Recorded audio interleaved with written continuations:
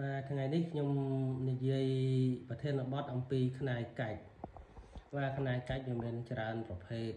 ផ្នែកកាច់ខ្លះក៏វាមិនជាប់ដើមឈើដែរផ្នែកកាច់ខ្លះក៏វាជាប់នៅក្នុងសត្វមួយទៀតឧទាហរណ៍ថាជ្រូកមួយវាជុលជ្រូកមួយទៀតទៅវាបាក់កប់ទៅក្នុងសាច់មួយទៀតហ្នឹងក៏គេហៅថាផ្នែកកាច់ប៉ុន្តែ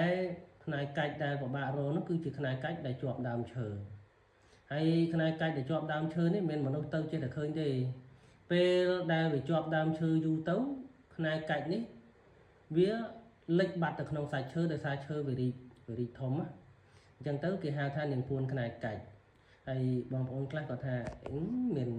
ផ្នែកកាច់នាងពួនអីណាទៀតហើយអញ្ចឹងណាបងប្អូនមនុស្សម្នាក់មិនមែនអ្នកណាគ្រប់10ទេហើយក៏មិនមែនអ្នកនឹងអ្នកឆ្លាញ់វត្ថុស័ក្តិសិទ្ធិដឹងតែស្គាល់វត្ថុគ្រប់មុខក៏អត់ដែរដូចជាខ្ញុំអញ្ចឹងខ្ញុំមិនមែនស្គាល់អស់បងរបស់ខ្លះក៏យើងមិនដែលស្គាល់ដែរប៉ុន្តែសួរតែមានអត់មានគ្រាន់តែយើងវាមិនបានយើងមិនជួបអញ្ចឹងណាអញ្ចឹងរបស់ដែលពិតរបស់ដែលវាជាក់ស្ដែងទី1សួរថាគេបង្ហាញអំពីទីតាំងដែលគេបានដែរអត់វាមានប្រភពច្បាស់លាស់ដែរអត់មានសាក្សីអត់គេនិយាយហ្នឹងគេហ៊ានអះអាងថារបស់នឹងមានពិតកើតនៅកន្លែងនឹងពិតដែរអត់អញ្ចឹងណាបងប្អូនហើយអ្នកខ្លះអត់ទេគ្រាន់តែស្ដាប់វីដេអូគេមកផ្លេតមិនតាន់ចប់ផងវាយប្រហារគេភ្លាមអូអានេះអត់ដែលមានទេអានោះអត់ដែលមានទេខ្ញុំនៅក្នុងព្រៃនៅកណ្ដាលព្រៃនៅក្នុងរូងភ្នំខ្ញុំមិនដែលឃើញអ្នកដែលនៅភ្នំអ្នកដែលនៅរូងភ្នំទាំងអស់ហ្នឹងក៏មានប្រកាសតែជួបដែរព្រោះហៅថាវត្ថុស័ក្តិសិទ្ធិហ្នឹងគឺវាមាននិស្ស័យតោះតែយើងមាននិស្ស័យបានជួបអញ្ចឹងណាបងប្អូនមួយទៀតយើងធ្វើតេស្តមើលតើរបស់ហ្នឹងគេលក់ធូរថ្លៃឬក៏គេលក់ថ្លៃដែរអញ្ចឹងរបស់ពិតរបស់ប៉ាកែវាមិនដែលថោកទេបងប្អូនគឺវាថ្លៃជាងរបស់ធម្មតាបើទោះតែគេចុះក៏គេមិនចុះឲ្យយើងច្រើនដែរព្រោះគេដឹងថារបស់ហ្នឹងការពារជីវិតគេបានរបស់ហ្នឹងគេរកមិនងាយបានអញ្ចឹងណាបងប្អូនអញ្ចឹងបងប្អូនត្រូវគិតចំណុចហ្នឹងហើយត្រង់ថាអ្នកដែលមិនជឿបងប្អូនទោះបីយើងនាំគាត់ទៅដល់កន្លែងខ្នាយនេះក៏គាត់នៅតែមិនជឿទេព្រោះក្នុងចិត្តគាត់គិតតែមិនជឿទៅហើយអញ្ចឹងណាបងប្អូនតែសម្រាប់អ្នកជឿគេមើលគេយកភ្នែកមើលណាបងយកបេះដូងមើលតើវាសមហេតុសមផលទៅជាខ្នាយនឹងកាច់ដែរអត់ខ្នាយនឹងវាគួរតែជាខ្នាយកាច់អត់អញ្ចឹងណាបងប្អូនបាទហើយខ្ញុំក៏មានអ្នកជំនាញទេគាត់ថាខ្ញុំអ្នកឆ្លាញ់វត្ថុស័ក្តិសិទ្ធិខ្ញុំមានរបស់ពិតនៅដៃខ្ញុំមិនមែនបកស្រាយតែមាត់ទៅទេយករបស់ផ្សេងយកមកនិយាយប្រាប់បងប្អូនថានេះហៅថាខ្នាយកាច់ត្រង់តែខ្នាយហ្នឹងជាខ្នាយតៃហោងទេអត់ទេគឺមានរបស់ពិត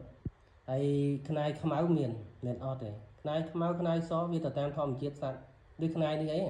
ឡើងក្រហមខ្មៅទុំអញ្ចឹងមិនលេបពណ៌ណាបងប្អូនឯងមើលយកភ្នែកមកមើលនេះយើងបើកបេះដូងមើលយើងឈរលើ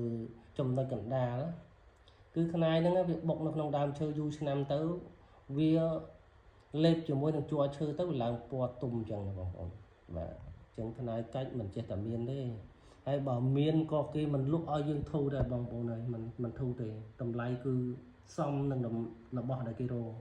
បើទោះតែគេទិញបានមកថោកក៏គេអត់លក់ឲ្យយើងថោកដែរព្រោះគេដឹងថារបស់នឹងល្អរបស់នឹងពិបាករកអញ្ចឹងណាបងប្អូនតែតម្រាំតែគេទិញមកថ្លៃអញ្ចឹងគឺគេលក់ថ្លៃណាតម្លៃសមរម្យមិនមែនថោកជាងរបស់ធម្មតាទេអញ្ចឹងណាបងប្អូនបាទអញ្ចឹងនិយាយអំពីខ្នាយកាច់គឺមានប៉ុណ្ណឹងហើយខ្នាយកាច់ដែលប្របាក់រោនោះគឺខ្នាយកាច់បុកជាប់ដើមឈើហើយប្របាក់រោជាងនឹងទៀតគឺនាងពួនខ្នាយកាច់អញ្ចឹងដែលវាបុកទៅក្នុងដើមឈើហើយវាលិចក្នុងសាច់ឈើណាហើយមិនដឹងថានឹងនាងពួនខ្នាយកាច់ពីព្រោះវានៅក្នុងដើមឈើហើយក៏ដឹងថានៅក្នុងដើមឈើព្រោះរបស់នេះម្ចាស់ចំការគេកាប់ព្រៃធ្វើចំការដីជាង10ហាត់នៅស្ទឹងកញ្ច័ន្ទគេរុញដើមឈើមកកង់ហ្នឹងយកទៅដុតមកកន្លែងមិនឆេះគេដុតទៀតកាប់ហើយគេដុតទៀតដុត3 4ដង5ដងដុតមិនឆេះគ្រាន់តែរលក៏គេសង្ស័យគេពុះទៅឃើញផ្នែកកាច់នៅក្នុងហ្នឹងអញ្ចឹងហេតុអីបានដើមឈើហ្នឹងវាមិនឆេះមកអំពីអនុភាពនៃខ្នាយហ្នឹងអញ្ចឹងណាបងប្អូនហើយប្រវត្តិក្រោយមកម្ចាស់ធ្លាប់យកទៅសាក់បាញ់កំភ្លើង AK 3ម៉ែត្រក៏បាញ់តែដែរអានេះនិយាយពីប្រវត្តិរបស់លោកអញ្ចឹងណាបងប្អូនមិនមែនខ្ញុំអះអាងថាអាហ្នឹងរបស់ហ្នឹងប៉ាកែបាញ់មិនចេញបាញ់មិនខ្ទុះទេ ប៉ុន្តែប្រវត្តិគឺបាញ់មិនចេញចឹងមែនចឹងណាបងប្អូនគេថាបើមិនជឿកុំប្រមាថហើយបើយើងយកគេទៅប្រមាថវត្ថុស័ក្តិសិទ្ធិគេមិនជួយយើងទេចឹងណាបងប្អូនបាទចឹងចង់បញ្ជាក់រឿងប៉ុណ្ណឹង